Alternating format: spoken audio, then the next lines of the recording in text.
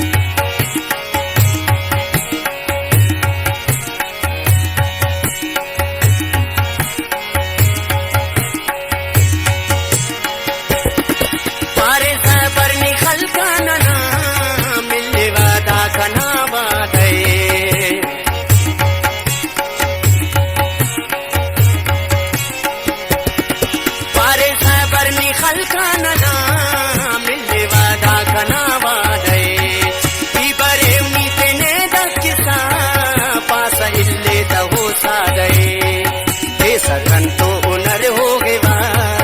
हमसे आना दे तर होगे बा ये सकंतो उनर होगे बा हमसे आना दे तर होगे बा तेरा कंगना असर होगे बा हमसे आना दे तर होगे बा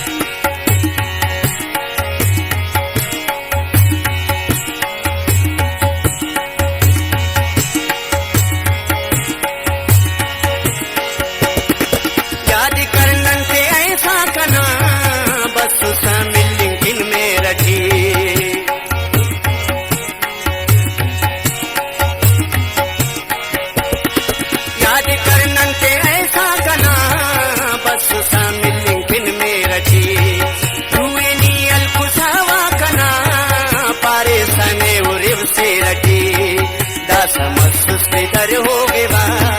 हमसे आना दे तर होगे बा समस्तर होगे बा हमसे आना दे तर होगे बा तेरा कंगना असर होगे बा हमसे आना दे तर होगे बा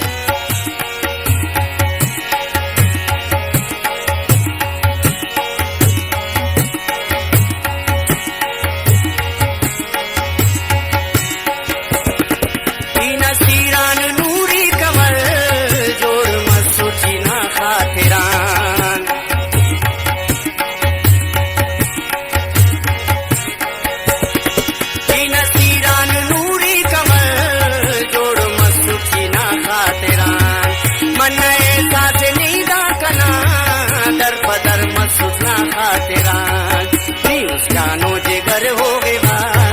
हमसे आना दे तर होगे बा जानो जिगर होगे बा हमसे आना दे तर होगे बा तेरा कंगना असर होगे बा हमसे आना दे तर होगे बा तम्मे पक इच खबर होगे बा हमसे आना दे तर होगे बा हमसे आना दे तर हो